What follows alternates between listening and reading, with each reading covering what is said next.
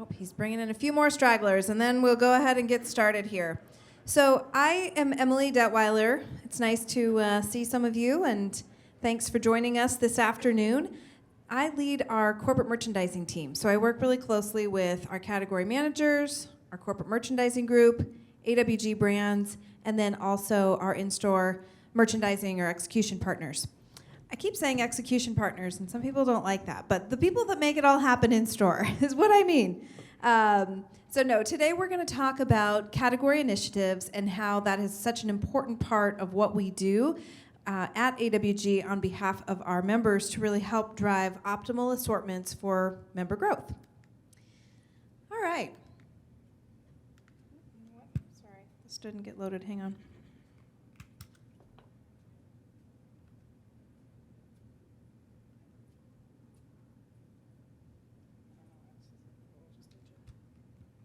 We're just going to skip that.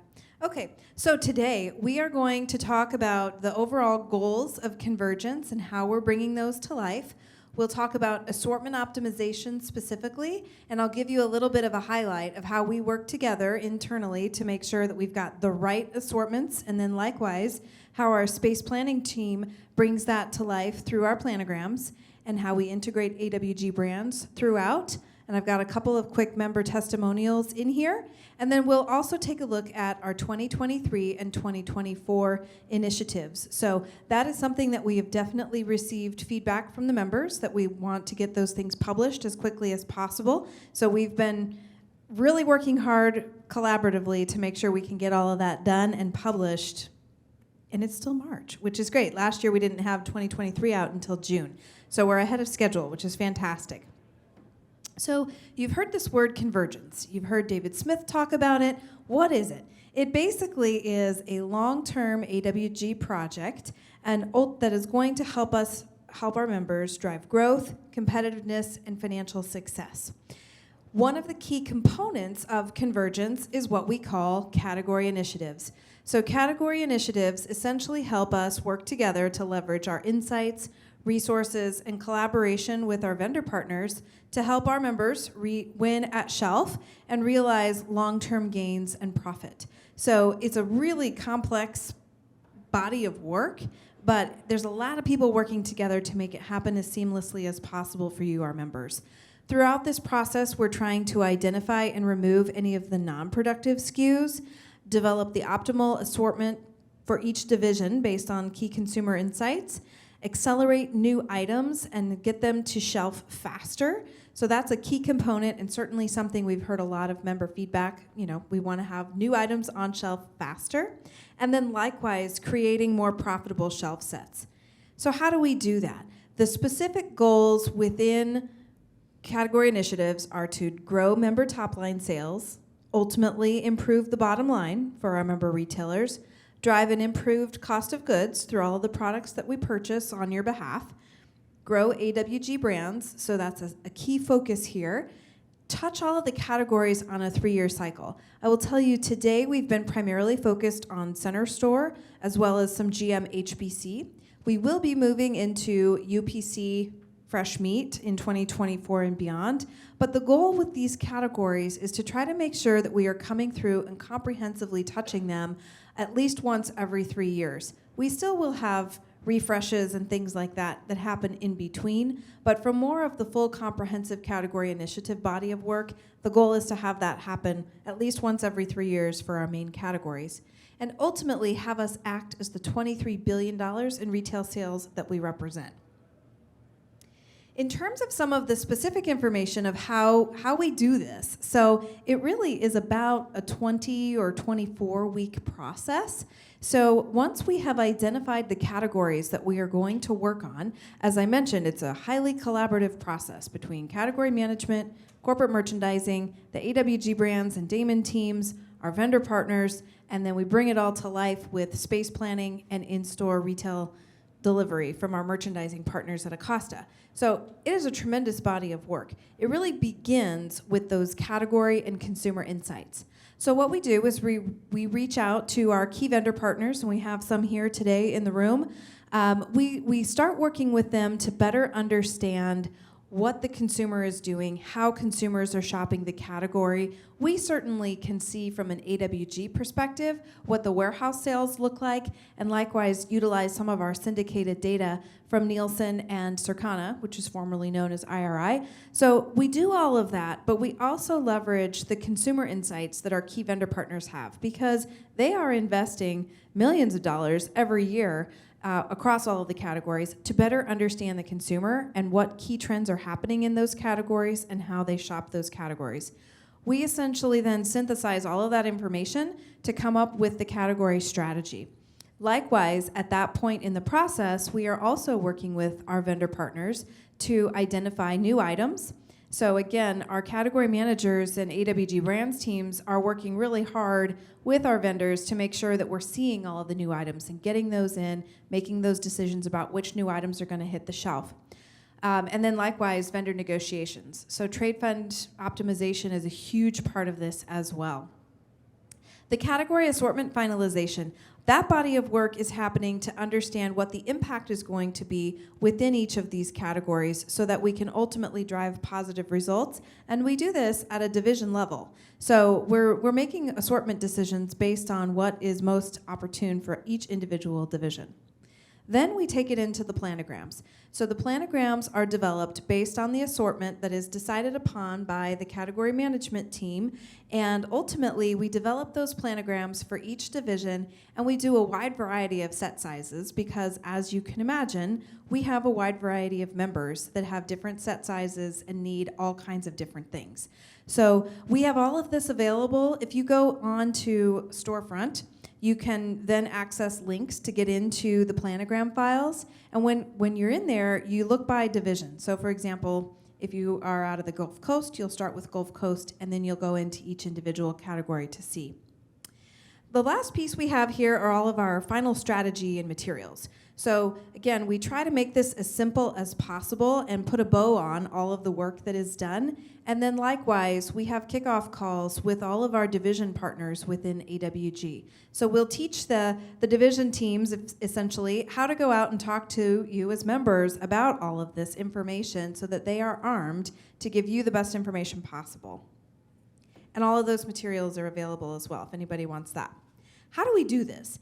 How do we actually develop this category schedule and try to figure out which categories we're going to cover? Well, we work very collaboratively, like I said, across all of the different teams within the center store as well as VMC.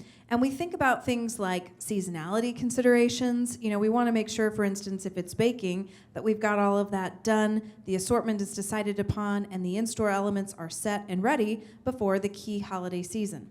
We also take into account vendor innovation. So for example, those of you who may have been in here in that previous session learning about Haagen-Dazs and their innovation within yogurt, you know, for example, that's a key component of what might drive our timing here. Likewise, we'll look at frequency of consumer and category trends. So all of those things put together, we have a lot of different meetings and conversation about it, but ultimately we try to build out the best schedule possible.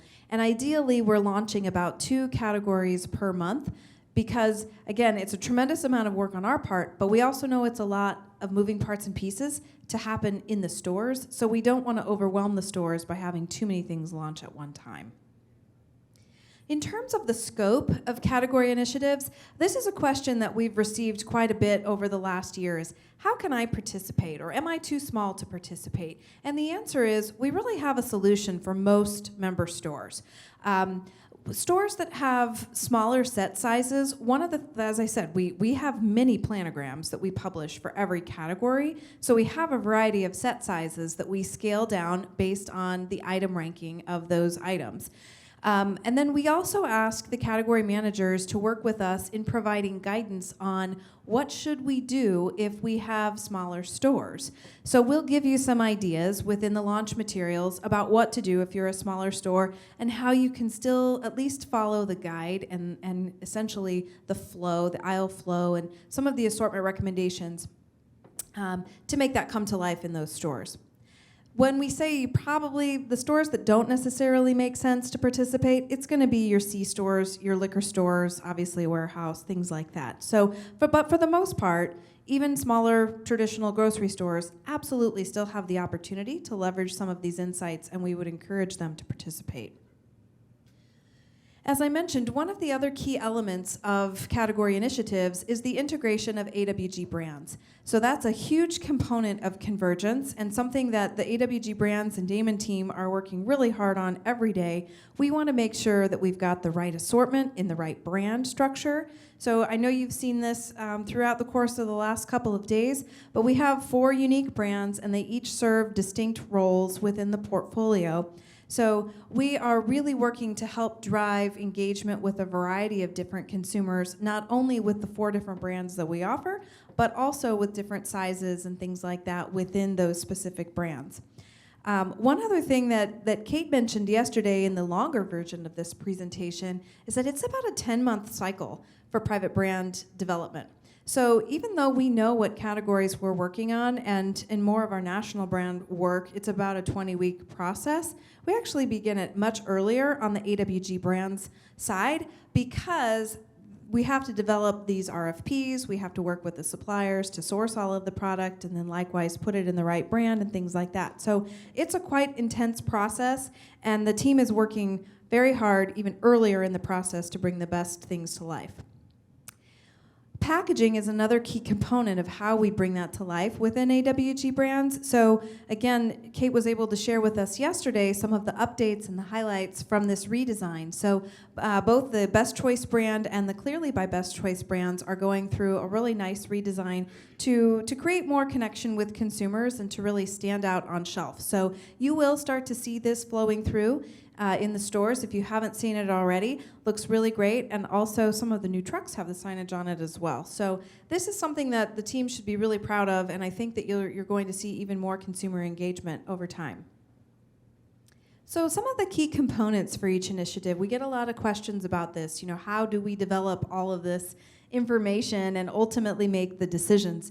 As I mentioned, it really starts with these key consumer and category trends. So we are working very closely with our vendor partners and asking for their insights along the way. So we're looking at some of the key things that they are seeing, and likewise, you know, in any given category, we may be integrating information from 5 or 6 different key vendor partners. So then what we're doing is really reviewing everything and synthesizing it down to what we think are the most important elements for our AWG members and your customers. We then look at consumer decision trees. So I was just sitting in the Wells presentation earlier, and they were talking about their consumer decision trees within ice cream, which was actually one we just launched for category initiatives. So that was very familiar. But again, our key vendor partners are looking at how consumers shop the category. Again, they spend a tremendous amount of money to study the consumer and understand what are some of those key decisions. And it's going to be different for every category, which is why we do this. So again, what we will do is we will look through all of this and kind of compare the strategies and the consumer decision trees across various vendor partners to see what makes the most amount of sense for us. And then ultimately, we will utilize that information to make decisions about aisle flow, which means how consumers are going to shop that aisle. And that aisle flow will then move into the planograms. So knowing how consumers shop the category, how the aisle flow is going to be established, how AWG brands is going to be incorporated into all of that. Those are some of the key things that we then leverage in our space planning team to develop these planograms. So as I mentioned before, we do have division-specific planograms, and we, in addition to everything that we're doing for category initiatives, we have this for all of our categories. It's just a function of when they were last refreshed. So we would highly encourage you all to go and visit us on our storefront site, which would then take you to Box. So our box.com site is where we keep all of our corporate PDF POGs.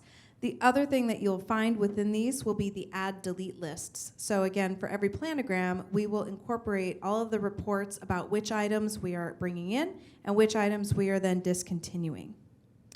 We've tried to get a lot more proactive on sending out the discontinued lists because, again, for members, that's a big component. They want to get their stores ready before we come in to do the in-store merchandising work so that they don't have to take as much of a hit from a markdown perspective. So that's something we've tried to be much more proactive about.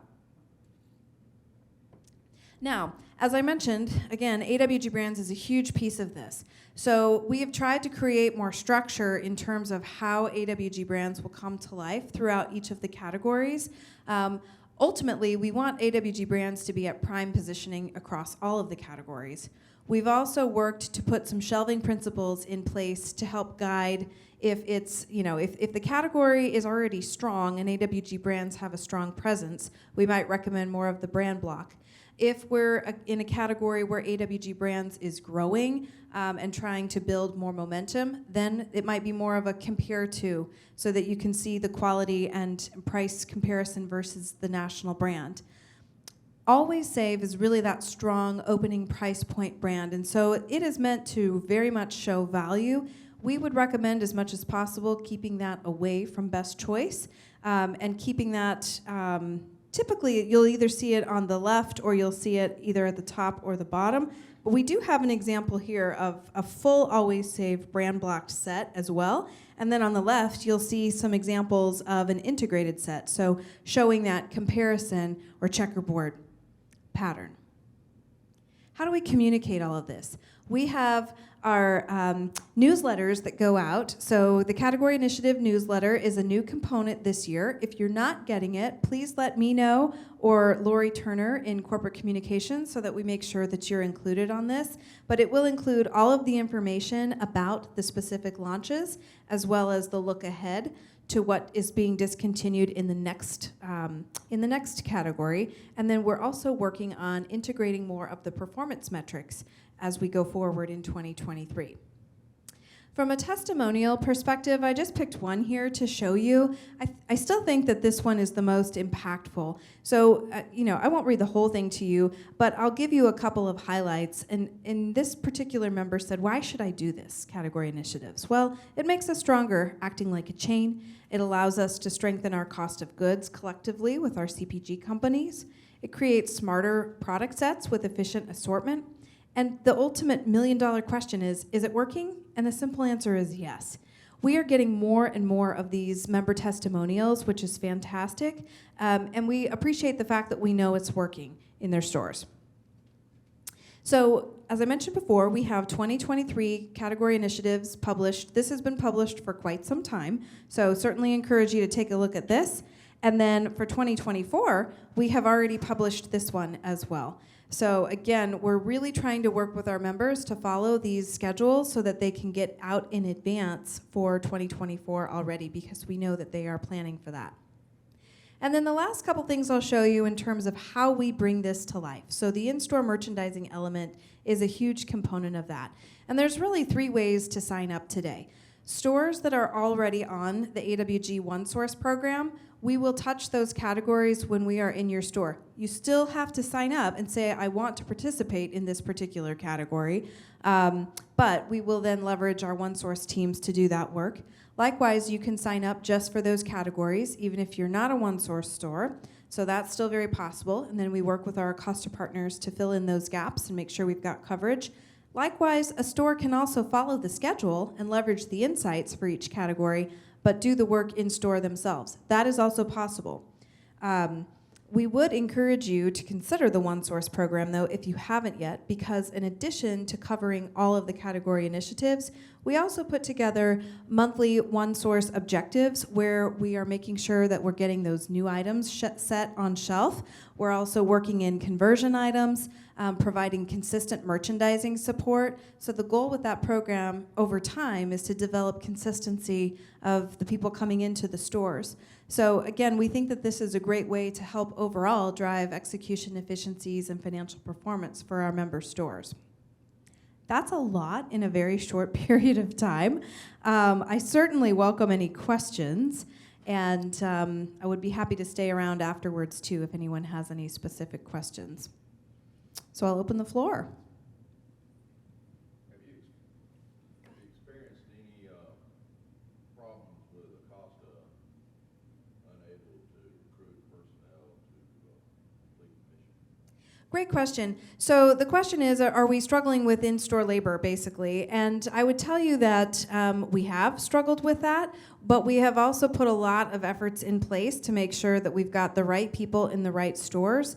And we've also, our Costa partners have also helped really increase their recruiting to make sure that we've got enough people in the right places. And then likewise, we've beefed up the training as well. So we're trying to make sure that everybody who's going into those stores has a better understanding of what they should be doing when they get there, how to read a planogram and get those shelves set.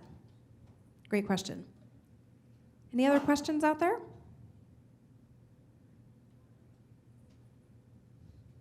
I don't see any other questions, but if I know this group, you'll come find me later and ask me questions, which is totally fine, and I would very much welcome that. So any questions you have, please don't hesitate to come find me. Likewise, talk to your district manager about it.